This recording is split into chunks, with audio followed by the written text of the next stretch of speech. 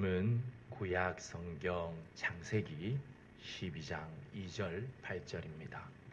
구약 성경 15쪽에 그리고 주보 3면에 나와 있습니다. 창세기 12장 2절 8절입니다. 제가 봉독하도록 하겠습니다. 내가 너로 큰 민족을 이루고 내게 복을 주어 내 이름을 창대하게 하리니 너는 복이 될지라. 8절입니다. 거기서 베델 동쪽 산으로 옮겨 장막을 치니 서쪽은 베델이요 동쪽은 아이라. 그가 그곳에서 여호와께 제단을 쌓고 여호와의 이름을 부르더니 아멘. 주를 향한 나의 사랑을.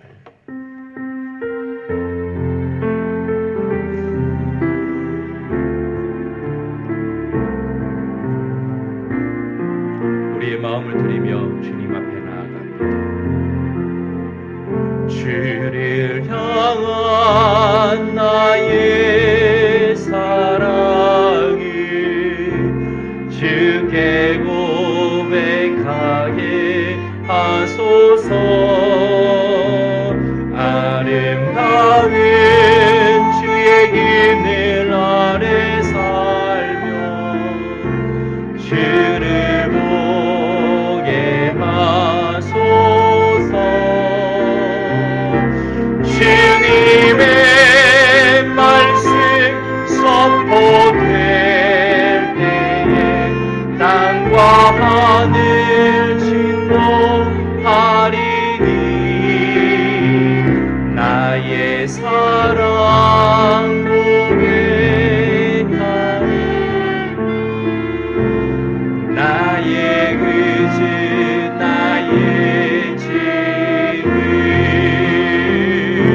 주님의 말씀 선포될 때에 땅과 하늘 진동하리니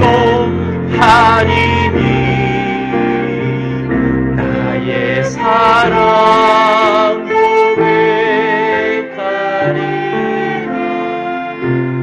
나의 의지 나의 짐.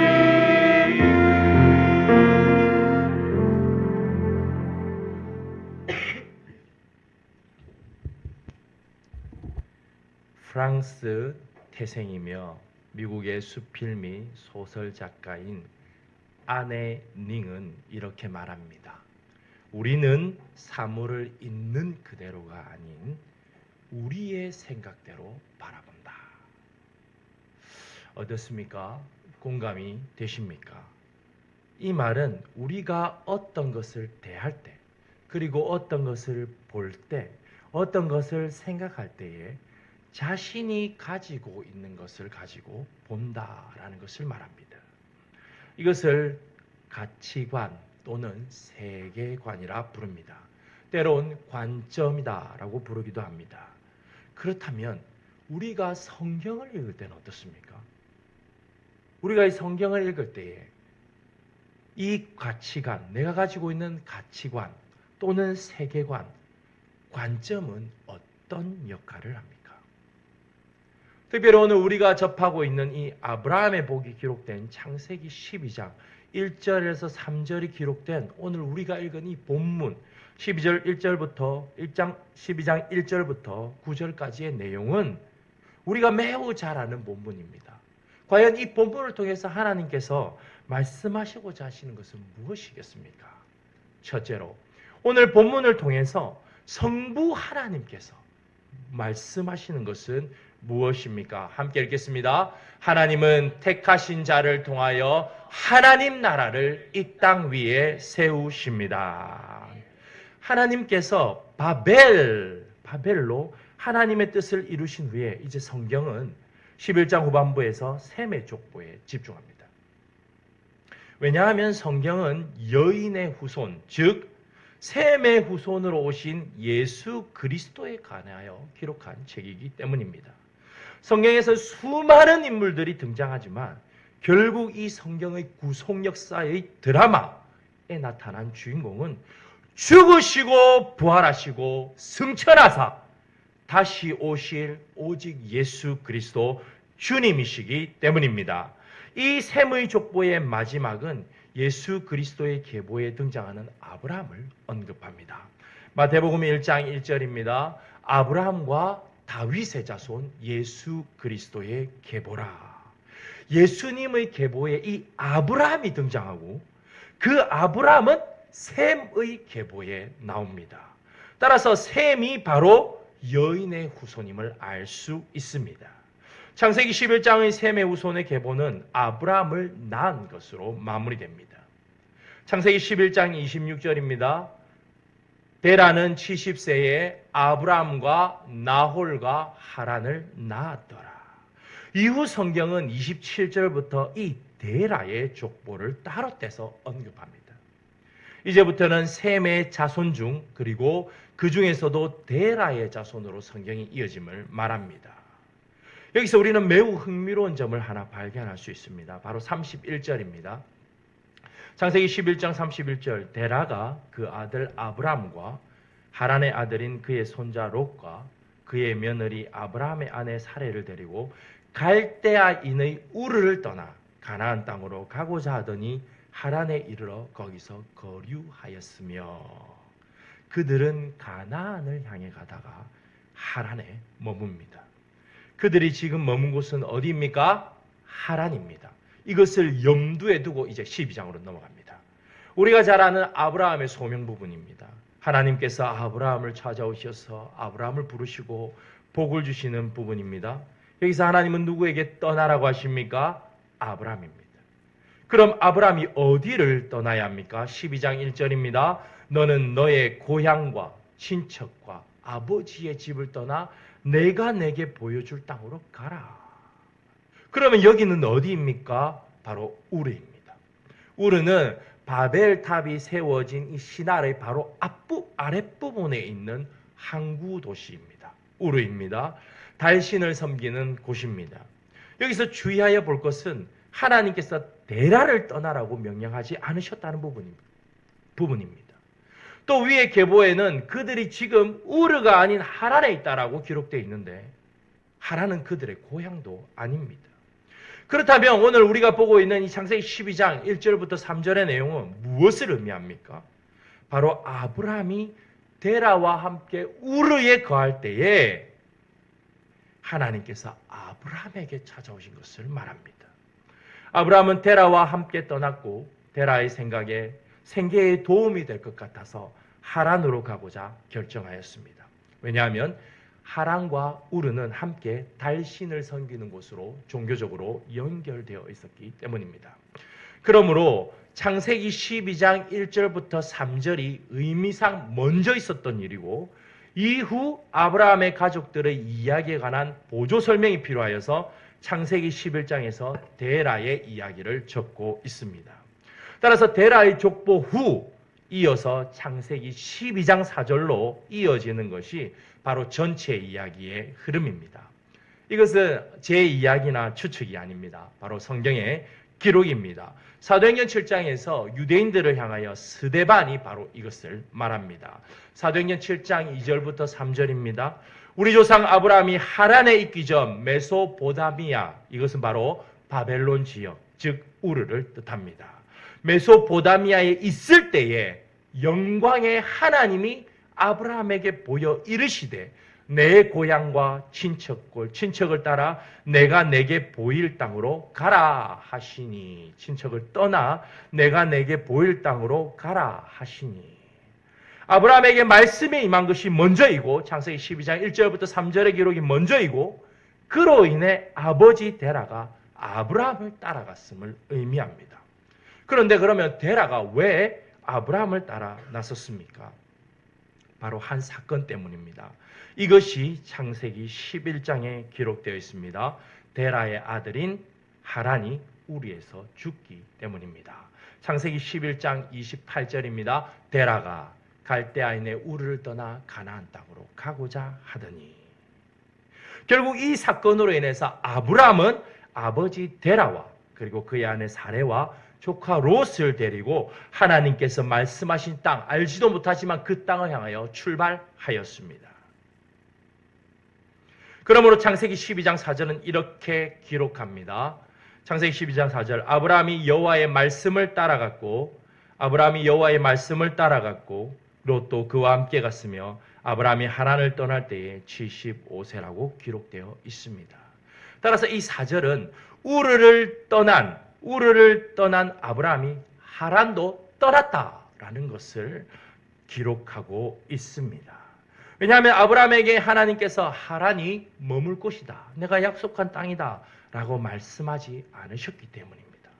그래야 아버지 데라가 죽자 아브라함과 가족은 하나님의 말씀을 따라 다음 장소인 가나안을 향하여 갑니다. 중요한 것은 아브라함은 가나안이 하나님께서 보여줄 땅인지 모른다는 사실입니다. 그저 아버지 데라가 가고자 했던 땅인 가나안을 향해 갑니다. 창세기 11장 31절 데라가 갈대아인의 우르를 떠나 가나안 땅으로 가고자 하더니 가나안에 들어갑니다.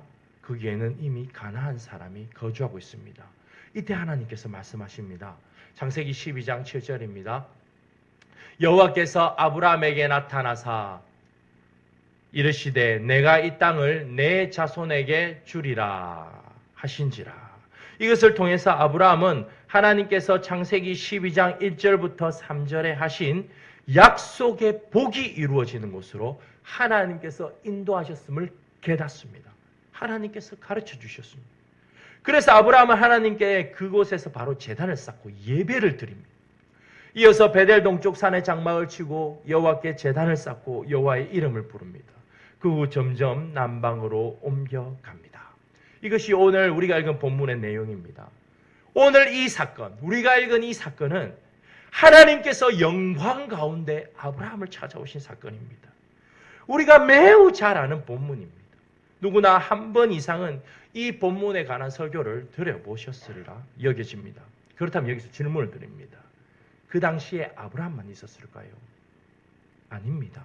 창세기 12장 6절이 말하고 있는 것과 같이 가나안 사람도 있었습니다. 이 말은 아브라함을 제외한 나머지 사람들도 많이 있었음을 의미합니다.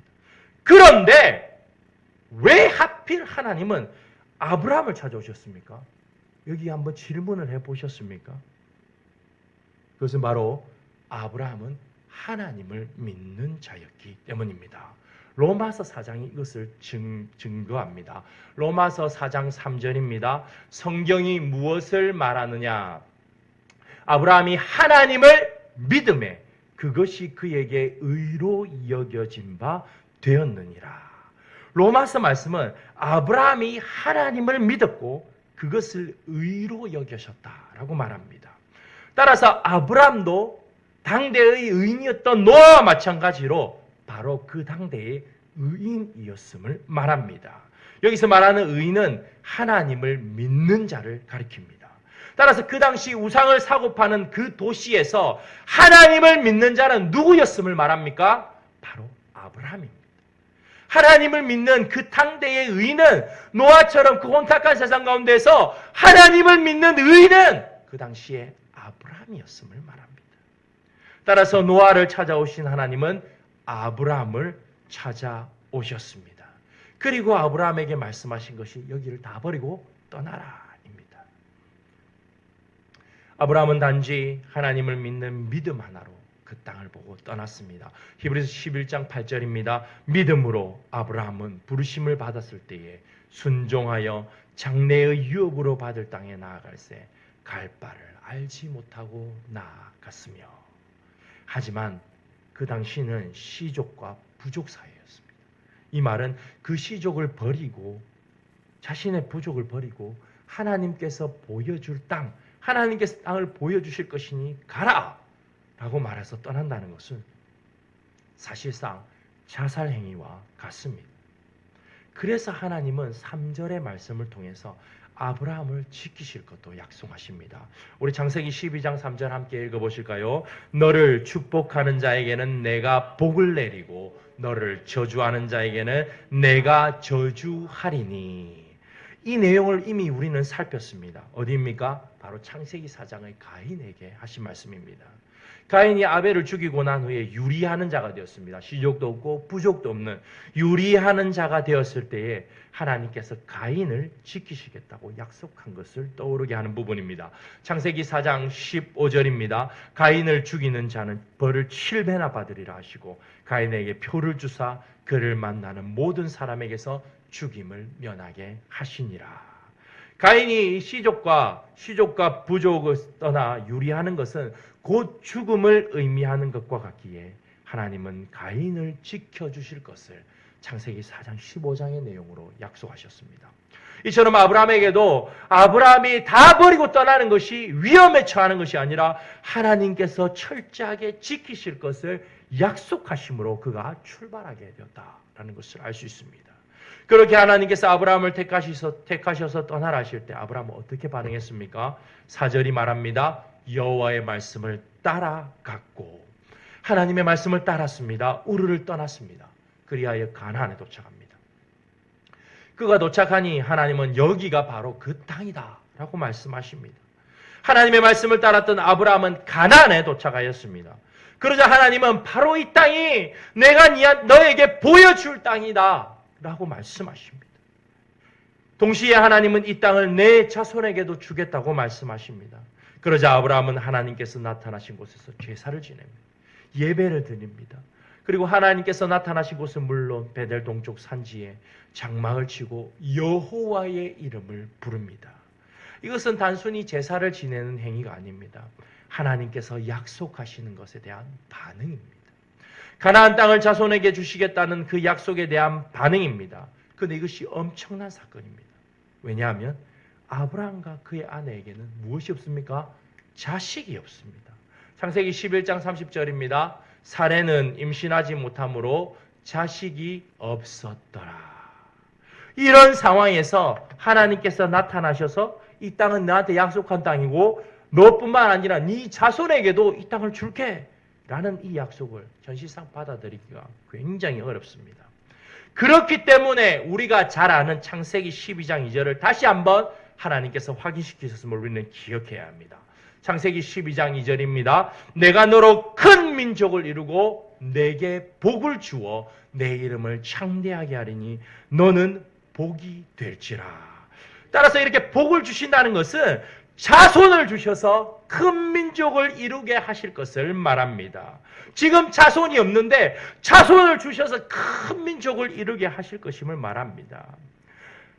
그 약속을 이루실 분이 누구임을 말하고 있습니까? 하나님 자신임을 말하고 있습니다. 이것을 복을 주어라고 표현하고 있습니다. 이것이 바로 너는 복이 될지라의 의미입니다. 따라서 게다가 가나안에 들어갔는데 그 안에는 가나안 사람이 있습니다. 가나안 사람들이 누구입니까? 후에 출애굽한 이스라엘 백성들이 가나안 자손을 어떻게 묘사하고 있습니까? 민수기 13장 33절입니다.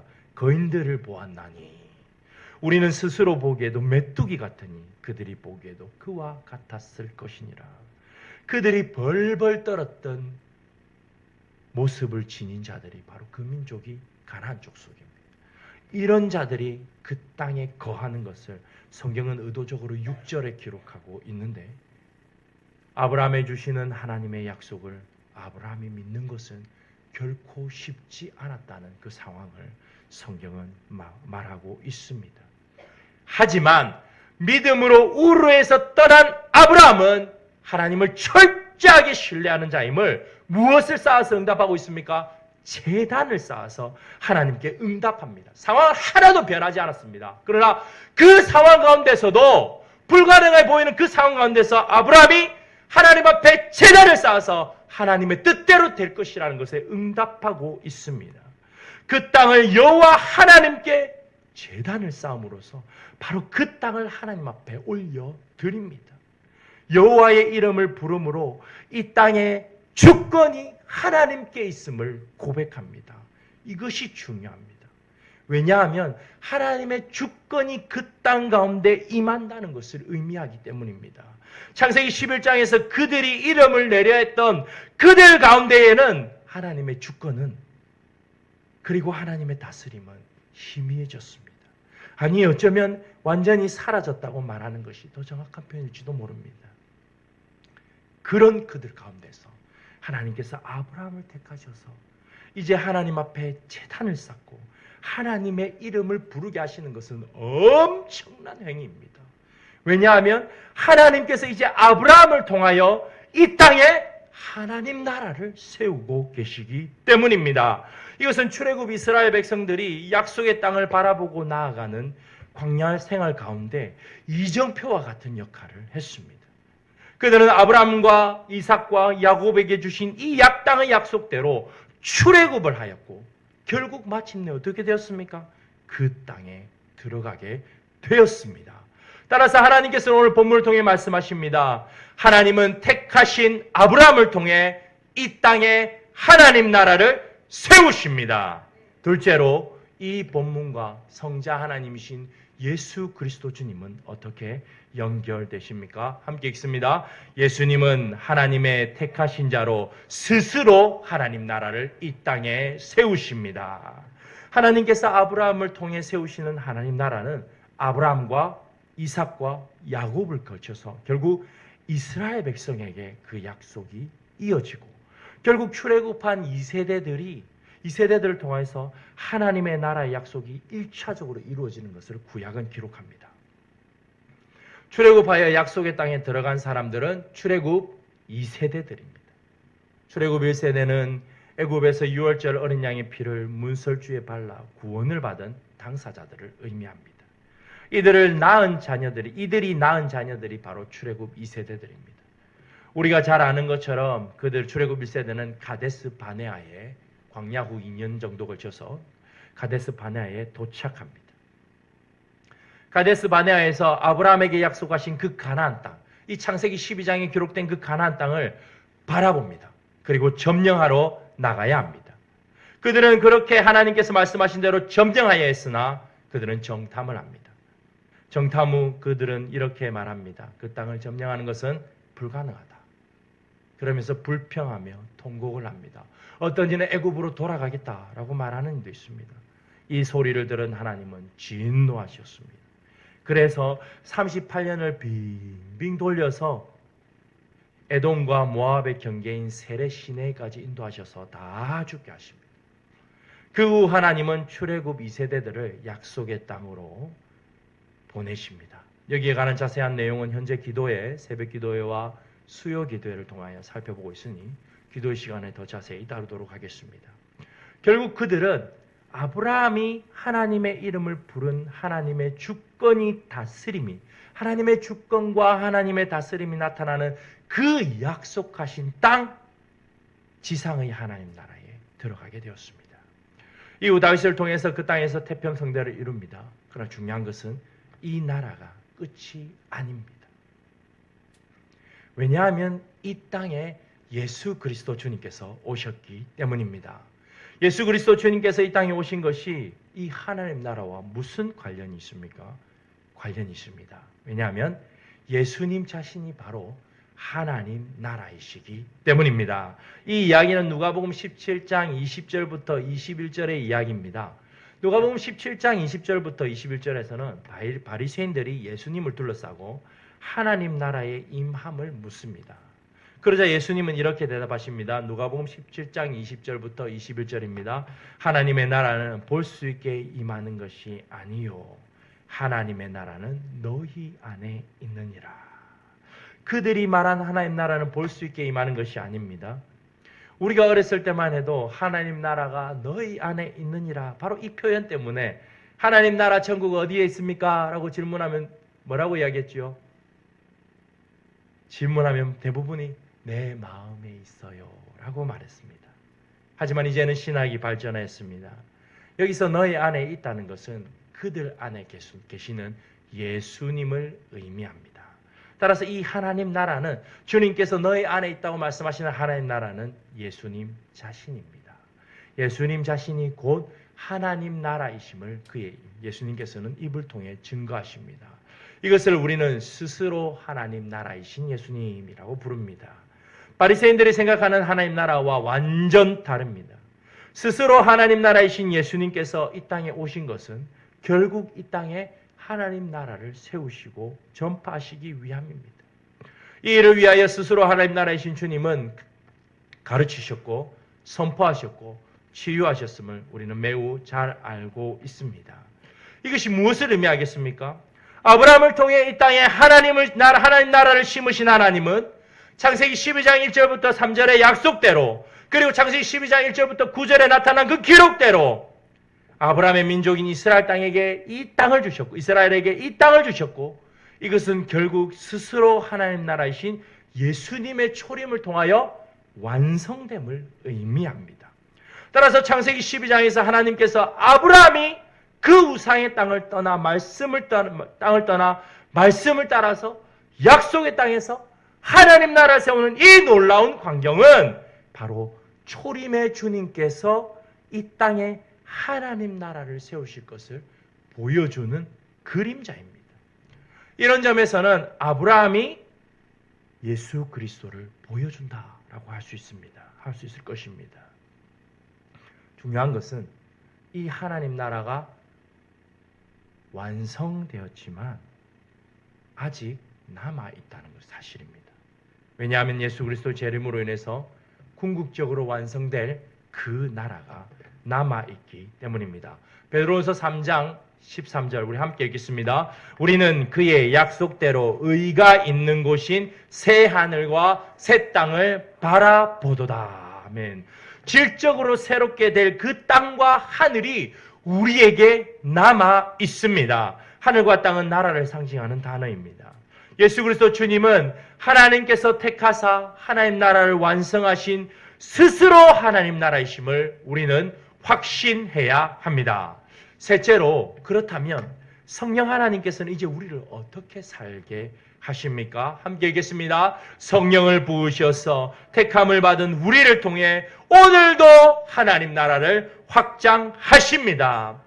아브라함 사건이 예수 그리스도를 통과하면서 새 하늘과 새 땅을 이루실 하나님 나라를 고대하게 만듭니다.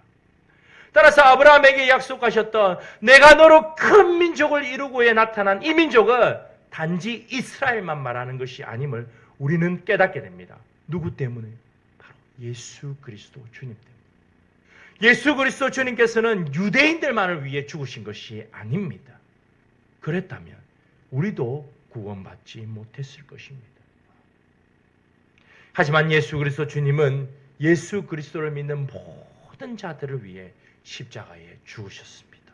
부활하셨습니다. 승천하셨습니다. 반드시 다시 오십니다. 구원을 이루셨습니다. 이 말은 무엇을 의미하겠습니까? 주님께서 이제는 이 땅의 하나님 나라를 예수님을 믿는 저와 여러분을 통해서 택함받은 모든 자들을 통해서 세우심을 의미합니다. 하나님 나라를 우리를 통해서 세우십니다. 마태복음 11장 12절이 말합니다. 세례 요한의 때부터 지금까지 천국 하나님 나라는 침노를 당하나니 침노하는 자는 빼앗느니라. 이것은 과거로부터 지금까지 계속해서 하나님 나라가 확장되어 가고 있음을 세례 요한이라는 단어로 표현하고 있습니다. 세례 요한의 때부터 지금까지 계속해서 확장되어 가고 있습니다. 그러므로 우리는 이 구절의 후반부를 주의 깊게 보아야 합니다. 후반부에서 이렇게 말하기 때문입니다. 천국은 침노를 당하나니 침노하는 자는 빼앗느니라. 강력하게 뻗어나가는 천국이 침노를 당한다라는 말이 무슨 말입니까? 여기서 침노를 당하다의 말의 원어적 의미는 강력하게 뻗어나간다라는 의미입니다. 천국은 강력한 물줄기와 같이 뻗어나가는 것을 연상시킵니다. 허리케인과 같이 다 쓸어버리는 강력함을 지니고 나아가고 있음을 말합니다. 그런 나라를 향하여 침노하는 자는 빼앗는다라고 말합니다. 그 나라를 간절히 사모하는 자들을 통해서 그 나라가 확장된다는 말입니다. 그 나라를 간절히 사모하는 자들을 통해서 하나님 나라가 확장된다는 말입니다. 성령을 부으셔서 하나님 나라를 사모하는 자들을 통해서 하나님께서는 이 일을 이루십니다. 주기도문에 나타난 하늘의 뜻이 이 땅에서 이루어지는 것을 말합니다. 아브라함을 통해서 이 땅에 하나님 나라를 심으시고 세우신 하나님은 이제 예수 그리스도 통하여 완성하셨고 재림의 때에 궁극적으로 그 나라를 이루실 것입니다. 아브라함 때의 의인인 아브라함을 통하여 그 나라를 세우셨던 것처럼 하나님 나라를, 하나님의 주권과 하나님의 다스림과 하나님의 통치를 사모하는 자들을 통하여서 하나님은 지금도 강력하게 뻗어나가는 하나님 나라를 확장시키십니다. 성령 하나님께서 지금도 일하시며 그 나라를 사모하는 자를 찾고 계십니다. 역대하 16장 9절이 말합니다. 함께 읽겠습니다. 여호와의 눈은 온 땅을 두루 감찰하사 전심으로 자기에게 향하는 자를 위하여 능력을 베푸시나니, 바로 이 능력을 우리 교회가 사모해야 합니다. 교회는 전심으로 여호와 하나님을 향하고 여호와 하나님 한 분만을 갈망해야 합니다. 이것은 성령의 부으심 없이는 불가능합니다. 우리 교회가 날마다 성령의 부으심 가운데 여호와 하나님만을 향하고 그 나라를 사모하는 교회가 되기를 진정으로 소망합니다. 그런 교회를 하나님은 더하시고 부으시고 사용하시고 되게 하십니다. 성도는, 교회에 속한 성도는 하나님께서 하나님 나라를 사모하고 소망하는 자들을 택하여 세우신 기업과 일터와 가정을 통해서 하나님 나라를 확장시키심을 확신해야 합니다. 그리하여 내가 세우는 기업이 다른 기업은 이윤이 목표일지라도 우리 기업은 하나님 나라 확장이 바로 목표가 됩니다. 그리하여서 여러분들이 살아가는 삶의 터전을 통하여 하나님 나라가 확장되는 것을 경험해 보시기를 바랍니다. 우리의 자녀들을 향하여 말하기를, 우리의 자녀들은 너희들이 하고 있는 공부를 통해서 하나님 나라를 꿈꾸어야 한단다. 지금 네가 수고하는 그 공부가 앞으로 잘 먹고 잘 살고 좋은 직장 다니고 보다 나은 삶을 위한 것이 아니라 내가 하는 이 공부가 하나님 나라를 위한 공부가 되어야 한단다. 이 공부를 통해서 하나님께 영광을 돌리고 하나님께서 하나님을 대적하여 높아진 모든 것들을 낮추시는 일에 너희들을 사용하시기를 진정으로 소망한단다. 오늘 우리 모두에게 이 말씀이 선포되지만 그 나라를 소망하면서, 그렇습니다 주님, 내가 이제부터는 하나님 나라를 소망하겠습니다 라고 가슴이 불타는 사람은 누가 될지 아무도 모릅니다. 왜냐하면 성경은 말합니다. 하나님 나라를 선언한 후에 주님은 이렇게 말씀하십니다. 마태복음 11장 15절 함께 읽겠습니다. 귀 있는 자는 들을지어다. 하나님 나라는 철저하게 사모하는 자들을 통하여 확장됩니다. 바라기는 우리 모두가 지금도 강력으로 뻗어나가는 하나님 나라를 사모하여 우리의 모든 삶에서, 심지어 내가 살아가는 그 숨소리까지도 하나님께서 사용하셔서 하나님 나라가 확장되기를 바라며 이 말씀을 전해 드립니다. 아멘.